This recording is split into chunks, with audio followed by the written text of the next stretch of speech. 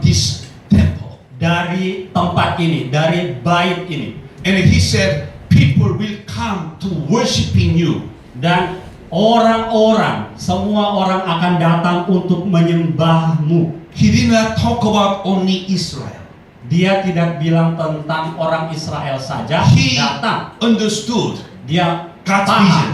akan visi Tuhan. Because he's a wise man. Karena dia adalah orang bijak. Solomon's temple Jadi bait Salomo, is not only Israelites. jadi bukan hanya orang Israel yang datang untuk menyembah Tuhan di bait Salomo. He knew Dia tahu this temple is Bahwa for baik all ini. nations. bahwa di bait ini akan datang semua bangsa untuk menyembah To Tuhan, know him and to worshiping him. untuk mengenal Tuhan dan untuk menyembah Tuhan. Haleluya. Amin. Amin. So he started the building project. Jadi ketika dia memulai membangun bait suci, He had a vision. dia punya visi jelas. His vision is this building will use for the global purpose. Jadi visinya adalah membangun bait suci yang akan dipakai untuk mencapai visi global. Hallelujah. Haleluya. Haleluya. I love the bread talk. Suka bread toh? Oh wow. Because bread is really talking to me. Ya, jadi dia suka bread talk karena kalau roti itu ngomong ya, bread talk kayaknya roti yang ngomong. Roti hidup. Kita roti hidup kan? You know, who has right to name over the store? Bread talk. Who have a right to name? Jadi siapa sih yang punya hak Untuk memberi nama. sampai bisa punya hak kasih nama itu nama toko rotinya bread talk. Not me.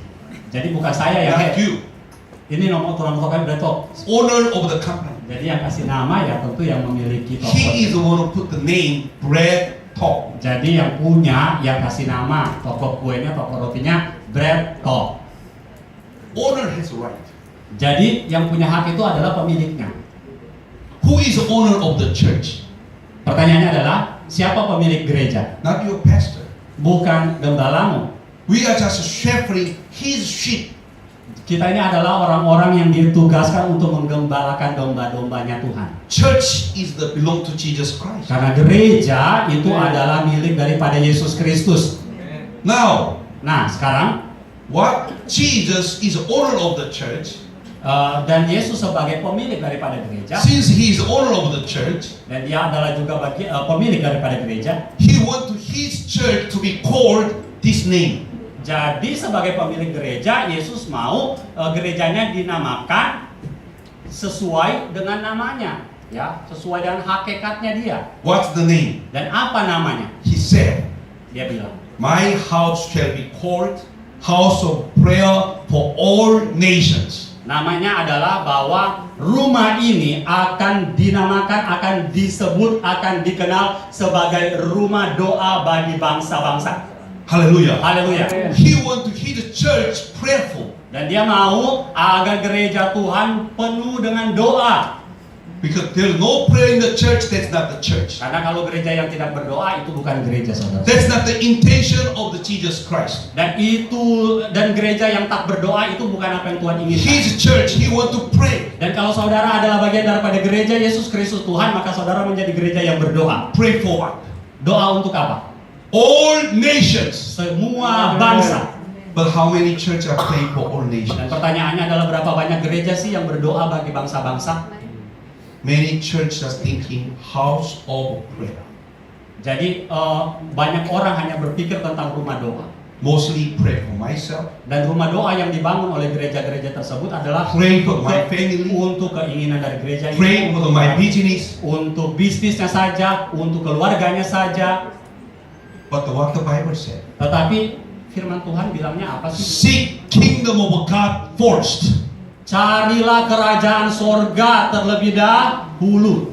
When you gather together, God wants us to pray for his kingdom business. Jadi kalau saudara berkumpul, kalau saudara kita adalah gereja, datang berkumpul bersama-sama, yang harus kita lakukan adalah berdoa untuk urusan kerajaan Tuhan. Because we are kingdom workers.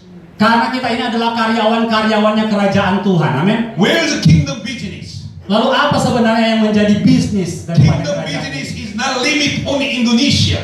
Jadi kerajaan sorga itu berbisnisnya nggak terbatas di Indonesia. Jesus want to bring His kingdom business to the nations. Tuhan mau membawa saudara yang adalah karyawan di dalam kerajaannya He want to untuk bring membawa his- bisnisnya dia tuh sampai ke bangsa-bangsa. His kingdom business to Malay, Dia mau saudara menjadi orang yang diutus ke Malaysia, Brunei, ke Brunei, Papua New ke Guinea, Papua Nugini, ke Cambodia, Kamboja, ke Thailand, Thailand, Laos, ke Laos, China, ke Cina. all over the world. Dan Tuhan mau semua tempat itu kita datangi. So He asked His church, Dan Tuhan tanya kepada kita, pray for all nations. berdoalah bagi bangsa-bangsa, semua bangsa. But church are not praying for all nations. Sayangnya banyak gereja yang tidak berdoa bagi semua bangsa.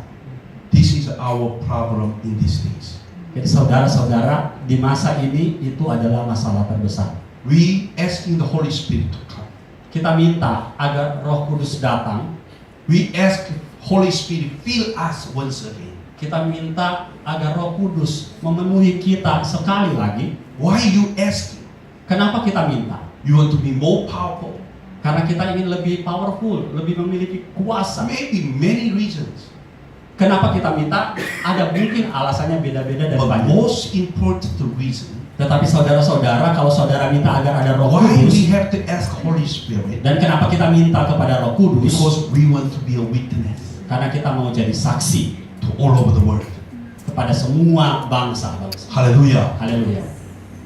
So church, Jadi saudara-saudara gereja Tuhan, how we involved in the global business? bagaimana kita bisa gabung itu masuk di dalam visi globalnya Tuhan ini? First, we have to pray Pertama, doa. for nations.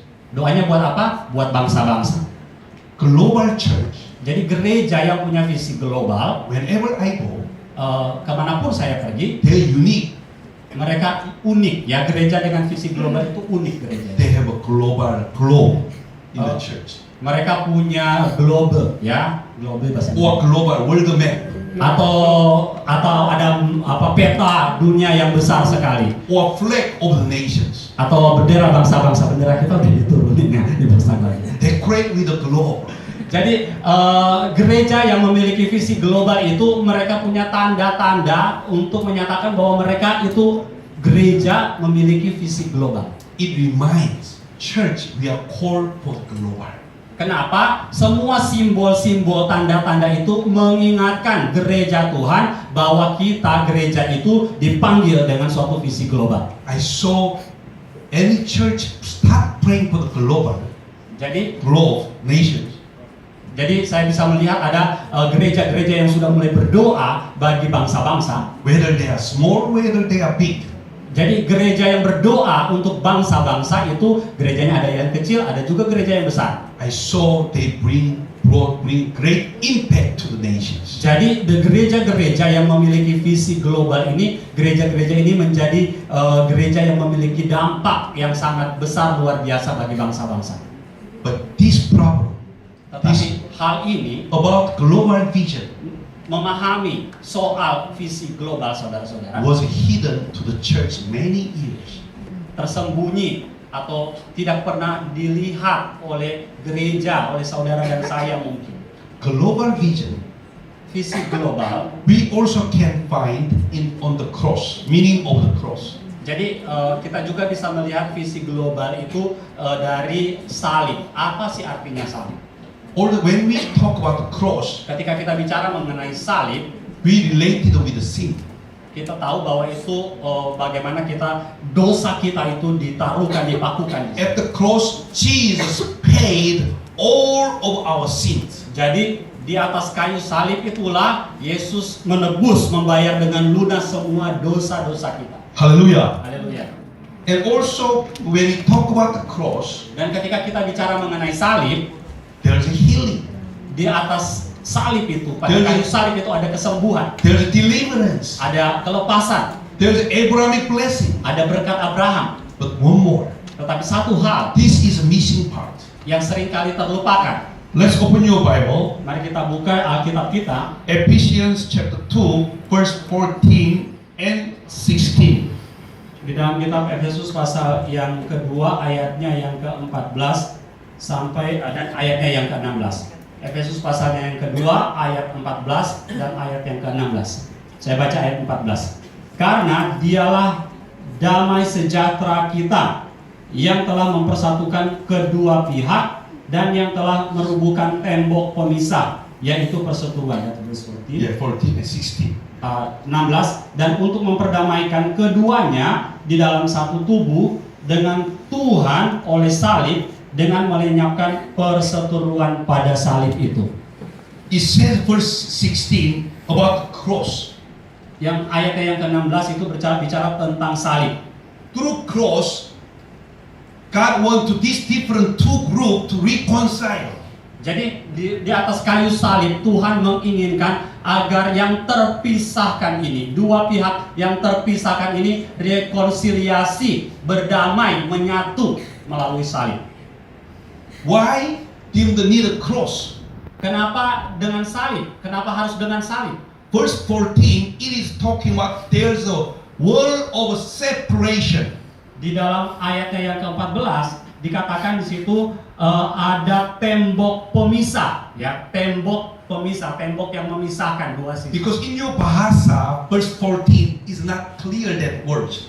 Ya, jadi di dalam bahasa kita di situ kurang jelas apa sih sebenarnya yang disebut dengan pemisahan, separation, ya. Tapi di sini adalah tembok, ada tembok yang memisahkan dua sisi. Yeah, King James is talking about the word of separation. Jadi di dalam versi King James itu bicara tentang ada satu kata yang berkata tentang tembok pemisah, tembok yang memisahkan. NIV is talking about the barrier. Tetapi kalau dalam versi NIV, New International Version, itu lebih bicara tentang bahwa tembok itu adalah tembok yang memisahkan, ya, bukan cuma tembok saja, tetapi tembok itu memisahkan. You want to shake hands with another side of the world, another group of the people you want to shake, but because of word you cannot shake hands. Jadi kalau ada tembok, tentu kita nggak bisa salaman, jabat tangan, berdamai dengan orang yang ada di balik tembok. At the cross, Dan di kayu salib, this word was destroyed. jadi pada kayu salib maka tembok-tembok pemisah itu tuh dihancurkan. What this word is talking about? Apa maksudnya bahwa tembok-tembok ini, tembok pemisah ini dihancurkan? Who are these two groups? Siapa orang yang ada di kedua belah pihak ini? It's Jewish and Gentiles. Jadi tembok pemisah itu adalah mereka yang adalah bangsa Yahudi dan mereka yang adalah bangsa kafir. Before, Jewish people not shake hands with the Gentiles. Jadi di masa itu orang Yahudi tidak akan pernah bersalaman, jabat tangan dengan orang kafir yang dianggap kafir oleh orang Yahudi. Because Jewish we are holy, you are not holy. Dan jadi karena orang Yahudi memiliki pemahaman bahwa yang kudus adalah kami, kalian tidak kudus, kalian kafir. Will not talk, will not eat together. Jadi dan orang Yahudi itu tidak makan bersama orang kafir, tidak bicara dengan orang kafir, dan tidak duduk bersama-sama dengan orang kafir. Days of the Jesus Christ, Dan pada masa Yesus Kristus, Jewish people look at the Samaritan like dog. di masa itu orang Yahudi kalau lihat orang Samaria itu seperti orang lihat anjing, dalam arti yang Go literal. away, go away. They not treat them. Jadi sama kayak kita manusia sekarang ini kalau lihat anjing pasti kita usir anjingnya, anjing diusir. Why these things happening? Kenapa hal itu bisa terjadi? Because their word of the separate these two group. Karena ada tembok yang memisahkan antara kedua pihak ini. But at the cross, Tapi pada kayu salib, Jesus destroyed this world. tembok itu dihancurkan oleh Yesus. And Jewish and Gentile, Amen. they become one in Christ. Dan oleh karena salib, maka orang Yahudi dan orang kafir yang tidak kenal Tuhan itu jadi satu, berdamai. We became a brothers in Christ. Jadi kedua belah pihak itu menjadi saudara oleh karena Kristus. Hallelujah. Haleluya. But these days, Tapi hari-hari ini but still church masih ada gereja have a word. yang bangun tembok. You are not go out, Gerejanya tidak keluar, not shake hands. tidak salaman. That's the happening. Dan itulah yang terjadi. Why? Kenapa? Many people believe gospel is for us. Karena orang sekarang kebanyakan mikir Injil itu untuk saya aja. Not for them. Udah cukup sampai saya saja, nggak perlu sampai kepada mereka. If Jewish people kalau orang Yahudi di They, masa they Yesus, believe gospel is only for the Jewish people. kalau mereka ngotot bahwa Injil itu hanya untuk orang Yahudi saja, Then if they did not closely in the world, lalu kalau mereka juga nggak mau untuk diutus pergi ke they did not bangsa-bangsa, bring the gospel out, mereka juga kekeh nggak mau bawa Injil kepada bangsa-bangsa di luar Yahudi, what will be happen? apa yang akan terjadi saudara-saudara? They are thinking Messiah is for the Jewish people, Maka yang mereka pikirkan bahwa Mesias itu hanya untuk orang Yahudi saja. gospel is only Jewish people, Injil kabar baik itu hanya untuk orang Yahudi juga. salvation is only Jewish people. Keselamatan itu hanya diberikan kepada orang If Yahudi they are juga. not going beyond the world, Kalau orang Yahudi di masa Yesus itu tidak memilih untuk pergi melewati tembok pemisah itu, you will not be here today. hari ini saudara tidak akan ada di tempat ini. Artinya saudara tidak diselamatkan. I will be still Buddhist. Saya akan tetap jadi orang Buddha. Because Korea 120 years ago, we were mostly all Buddhist. Karena orang Korea ya ratusan tahun sebelumnya adalah orang Buddha. But somebody Tetapi karena ada seseorang, crossed this world ada orang yang mau berani melewati tembok, and find out Jesus already destroyed. dan ketika dia datang dia lihat bahwa ternyata tembok itu sudah dihancurkan I oleh want to Yesus. go beyond this world, it's destroyed. Dan ketika di tembok yang sudah dihancurkan itu, Somebody came to Korea, maka orang itu lihat tembok hancur, maka ada seseorang share datang the ke Korea. gospel. Dan orang yang datang ke Korea ini datang untuk membagikan tentang Injil. Because of the missionary, Karena ada karya misionaris. about 30% of the population in Korea become Christian. Maka hari ini ada sekitar 30% dari populasi Korea itu adalah orang yang percaya kepada Yesus Kristus. Hallelujah. Haleluya. Even in Indonesia, Juga di Indonesia. if somebody didn't come, Kalau saja tidak ada misionaris yang datang membawa Injil kabar baik ke negeri ini, you will not be here. maka saudara kita nggak ada di tempat ini. Because missionary from Germany, Karena ada seorang misionaris dari Jerman, missionary from the Holland, ada misionaris yang datang dari Belanda. because missionary came in this country, Karena misionaris datang, share the gospel. mereka datang ke negeri ini, mereka bagikan Injil kabar baik. That's why we are enjoying Jesus Christ. Maka hari ini kita We menjadi are enjoying bahagia Jesus. karena kita bisa menikmati hidup di dalam Yesus Kristus itu karena ada orang-orang yang bersedia melewati tembok itu. Hallelujah. Hallelujah. Church, Gereja Tuhan. gospel is not for only Indonesia. Dengarkan baik-baik. Injil itu jangan disimpan hanya untuk Indonesia. Salvation is not only Indonesia. Keselamatan itu tidak hanya untuk orang Indonesia saja. You have to look beyond the world. Saudara harus lihat melewati batas-batas kenegaraan.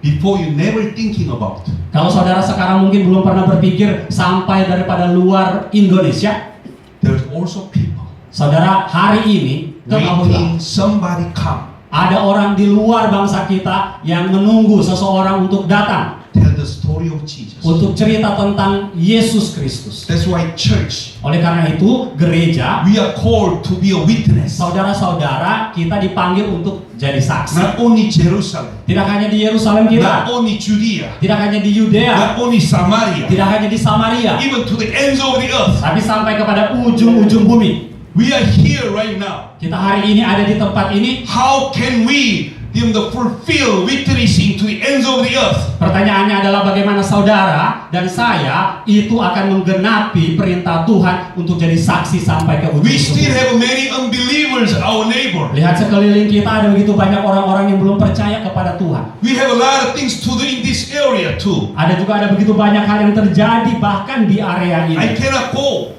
Dan kita juga belum pergi. but Bible taught us the way. Tetapi firman Tuhan bilang What's the way? satu caranya. Acts chapter 13, church in Antioch. Jadi kita baca di dalam kitab Kisah Para Rasul, While they were praying, Kisah Para Rasul pasal yang ke-13. Holy Spirit speak to the leaders. Ketika mereka sedang berdoa, Roh Kudus bicara kepada para pemimpin. 1 to 3, yeah. Acts chapter 13, 13, 1 to 3. 1 to 3. Oke. Saya baca secara cepat. Pada waktu itu di dalam jemaat yang ada di Antioquia ada beberapa nabi dan pengajar, yaitu Barnabas dan Simeon yang disebut Niger, dan Lukius orang Kirene, dan Menahem yang diasuh bersama dengan raja wilayah Herodes dan Saulus.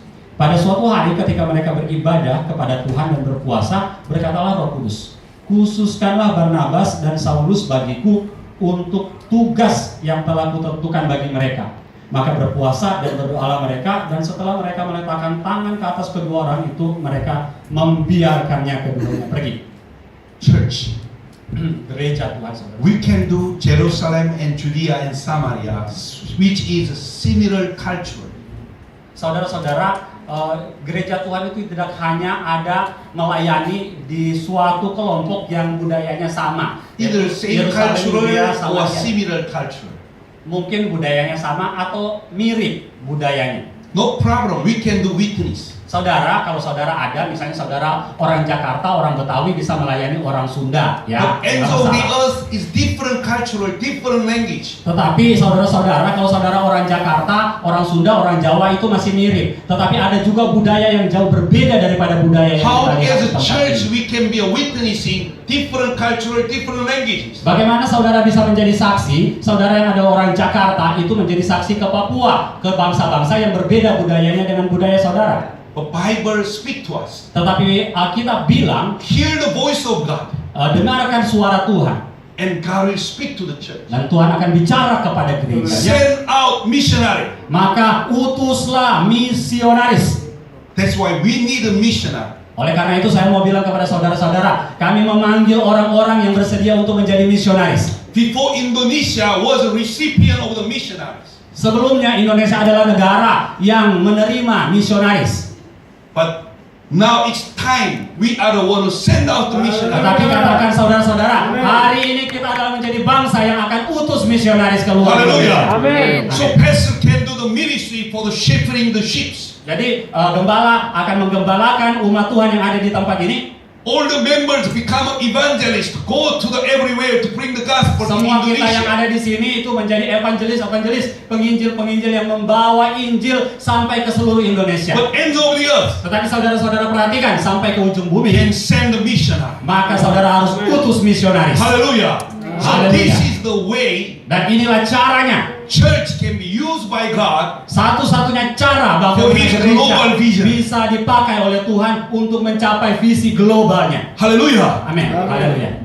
When Korea Ketika Korea was very poor one time, adalah masih negara yang sangat miskin. 1950 we have internal war, we call Korean War. Jadi di masa tahun 1950-an terjadi perang Korea. Millions of people were killed. Ada jutaan orang yang tewas terbunuh jadi korban perang. There's a millions of orphans, Ada war orphans. ada jutaan orang, anak-anak yang menjadi yatim piatu. Have you been heard the name of the organization Compassion? Saudara pernah dengar suatu organisasi pelayanan yang namanya Compassion? Compassion start Korea during the Korean War. Compassion itu pelayanan yang dimulai di Korea karena sesudah pecah perang Korea di tahun 1955. Everything was destroyed. Jadi di Korea ketika terjadi itu perang sipil, saudara-saudara, itu semuanya hancur. We are poorest country in Asia at that time. Jadi itu adalah negara yang paling miskin di Asia, Korea pada masa itu. But 1960s, Tetapi pada tahun 1960-an, church is still poor. gereja di Korea juga masih gereja yang miskin. Korean church understood the global vision of God. Di masa mereka masih gereja yang miskin secara material, mereka tangkap visi global yang Tuhan berikan bagi Korea. One church in Seoul Jadi satu gereja yang ada di Seoul, sent the first missionary to Thailand. gereja ini mengutus misionaris pertama dari Korea ke Thailand. Now you see, Sekarang saudara bisa lihat, every single church in Korea setiap gereja yang ada di Korea, with connected with the missionaries. mereka saling terhubung. Jadi gereja-gereja di Korea itu tuh saling terhubung di dalam pelayanan misionaris mereka. In their bulletin, Sunday bulletin board, Jadi di dalam papan pengumuman dari gereja-gereja yang ada di Korea, there's a name of missionaries they support. jadi kalau kita lihat tembok situ, terus ada papan pengumuman, ada mading. Saudara, madingnya isinya adalah nama-nama misionaris yang disupport, yang didukung oleh gereja itu. One time, Korea was the poorest country on earth. Perhatikan baik-baik. Dulu suatu waktu Korea pernah sangat miskin, bahkan termiskin di But dunia. nowadays, one of the strongest economic country. Tapi perhatikan apa yang terjadi sekarang. Korea adalah salah satu negara yang memiliki kekuatan ekonomi terkuat di dunia. Where this miraculous economic blessing happen in Korea? Pertanyaannya, bagaimana? Apa sih rahasia keajaiban yang terjadi di Korea? Not because of the good leaders. Jadi bukan karena para pemimpinnya semata-mata. We had a good leaders, we have better leaders. Jadi saudara, Korea itu sejak tahun 60-an bukan berarti nggak ada pemimpinnya yang buruk, ada juga yang melakukan hal-hal buruk. True success, through the secret of success in Korea. Tapi rahasia daripada kebangkitan dan keberhasilan Korea, sehingga kita lihat Korea yang sekarang, Every single church has a prayer meeting in the early morning. adalah bahwa setiap gereja di Korea itu punya pertemuan doa setiap hari, setiap pagi.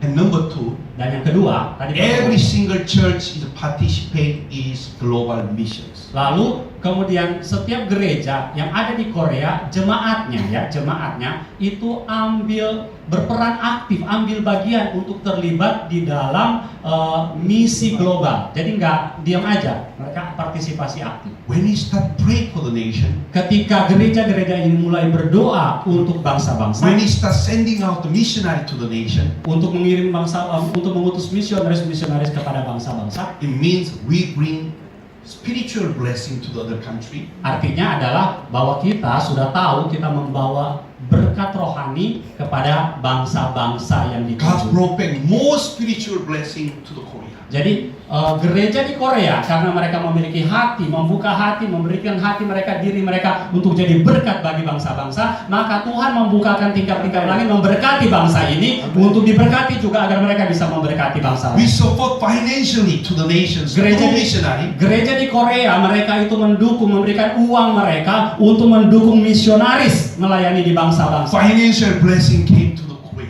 Mereka kasih uang dikasih oleh Tuhan kepada mereka. Its principle is give, you will receive. Jadi prinsip yang paling jelas firman Tuhan, beri maka engkau akan diberi. Korea has no natural resources. Jadi kalau saudara lihat di Korea, itu Korea tuh nggak kayak Indonesia. Indonesia tuh kaya dengan kekayaan alam, segala macam ada di sini. Only way is export. Jadi apa yang mereka lakukan itu mereka ekspor. Jadi bisnis utama mereka itu adalah ekspor. To the global, to the nations. Apa yang mereka ekspor dari barang sampai orang, ya. People. Hallelujah. Haleluya. I believe, I have a dream. Saya punya satu mimpi. One day, Satu saat kelak Indonesia Indonesia, church gereja di Indonesia sending missionaries. mengutus misionaris Every nation. Amen. ke setiap bangsa. I didn't see any church like church in Indonesia. Saya belum pernah melihat gereja di negara lain seperti gereja-gereja yang ada di Indonesia. We are very prayerful. Saudara, gereja Indonesia itu adalah gereja yang berdoa. We are very generous in giving. Gereja di Indonesia selain rajin berdoa, gereja di Indonesia itu gereja yang sangat suka memberi. Amen. But if you do one more thing, Tapi dari dua hal itu tambahkan satu hal lagi. start sending missionary out. Mulai mengatur bagaimana bisa mengutus misionaris untuk pergi menjangkau keluar. I believe Saya percaya God will make church in Indonesia Tuhan akan membuat gerejanya yang ada di Indonesia to be a source of blessing for all the nations. akan menjadi sumber berkat bagi bangsa-bangsa yang ada. I'm dreaming Saya mimpi church in Indonesia bahwa gereja di Indonesia sending missionaries. Hallelujah. mulai Amen. mengutus misionaris I'm dreaming dan mulai juga memiliki misi pastors visiting different nations to see the work of the harvest. bahwa orang-orang, bahwa gembala-gembala, bahwa saudara-saudara lihat sampai pergi ke ujung-ujung bumi dan lihat bagaimana di seluruh tempat di dunia ini terjadi penuaian yang ada. I'm dreaming Dan saya mimpi church has a name of missionary in their bulletin. bahwa gereja punya daftar nama misionaris di dalam buletin mereka, dalam warta mereka, dalam mading mereka. Why I'm saying this? Kenapa saya bilang ini? Because many churches around the world Karena banyak gereja di seluruh dunia is losing the power, kehilangan kuasanya, sleeping jadi gereja tidur, and dying. lalu habis tidur mati. But I saw Indonesian church. Tapi saya lihat apa yang ada di Indonesia. God's fire is here. Apinya Tuhan ada di bangsa ini, di negara ini. I believe this fire Dan saya percaya api ini is not only limited in Indonesia. tidak hanya terbatas untuk Indonesia. You have to see the cross. Saudara, lihat, pandang salib. At the cross, Karena di salib itu, already world was already destroyed. maka semua tembok yang memisahkan kita itu sudah dihancurkan. Doors open for the nations. Dan pintu-pintu terbuka untuk kita pergi ke bangsa-bangsa. I want to see, I want to the church. Saya ingin lihat dan saya ingin agar gerejanya tangkap visi ini. What is the vision of God? Apa yang disebut dengan visi Tuhan. I'm gonna finish with this scripture. Dan mengakhirinya bagian Alkitab. Revelation chapter 7 verse 9. Mari kita buka diri bersama-sama di dalam kitab Wahyu pasal ke-7 ayatnya yang ke-9. Revelation 7 Chapter 7 verse 9. ayat yang ke-9. Oke. Kemudian daripada itu aku melihat sesungguhnya suatu kumpulan besar orang banyak yang tidak dapat terhitung banyaknya dari segala bangsa dan suku dan kaum dan bahasa berdiri di hadapan tahta dan di hadapan anak domba, memakai jubah putih dan memegang daun-daun palem di tangan mereka. Jesus Yesus gave the picture of future to John Apostle John. Picture of future. Rasul Yohanes ini menerima Receive gambar yang sangat jelas daripada Yesus. vision of the Lord. Visinya Tuhan sendiri. Vision, picture of a future. Jadi Yohanes dikasih gambaran visi sangat jelas. Ribuan orang dari segala bangsa, suku, kaum, dan bahasa datang menyembah Tuhan. And he wrote this vision Dan Yohanes tulis visi, gambaran yang dilihat in the book of Revelation. melalui kitab Wahyu. He said, Dia bilang, I look, saya lihat. and means I saw it. Jadi ketika dia bilang dia lihat What will be gambar yang happening in sempurna. the future? Apa yang terjadi di masa yang akan datang. When he see Apa yang When he dilihat, saw. apa yang dia lihat, every nation, yang dilihat adalah semua bangsa, every tribe, setiap suku, every people, setiap orang, and every language dan setiap kaum dan bahasa come to the Lord Jesus Christ datang kepada Yesus Kristus and worshiping Him. dan menyembahnya. Church, Saudara-saudara, this is a vision of God. itu visi Tuhan. This is a vision of Jesus. Itu visi Yesus Kristus. He want to see these things happen. Visinya adalah